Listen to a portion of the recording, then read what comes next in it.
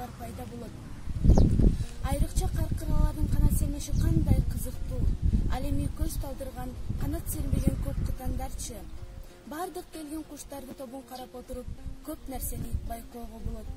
Ошентип Ысык көлгө 16 түрдүү келген куш учуп келишет. Уяларын салышат, жумурткалашат, балапан чыгарышат. Ысык көл эс алуучу жайдан да башка туризмдик борбору. Башка мамлекеттерден туристтер, саякатчылар жана альпинисттер келип турушат.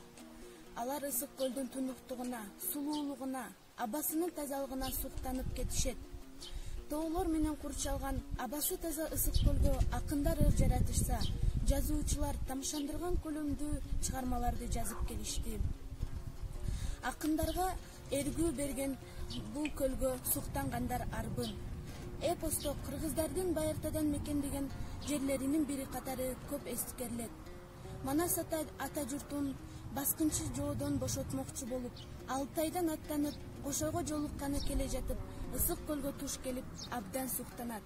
Береке экен, белекен, пенде жүрчү жер экен, жер дегенде адамды хан кылуучу жер экен. Суусунда миңдей төр экен, жер деген адам бай болчу, көлүндө ырыс бар экен. Боз мойнок чөдөбөчө, түшүп манас жер чукуйт, касиеттүү жер экен. Экели жөрүн оодарса, түгөнгү салтын бар экен. Жаны барым Ысык көл, жер соорусу турбайбы? Мындай кызык көл болбос, мындай кызык жер болбос, деп Манас ата Ысык көлгө суктанып кеткен экен.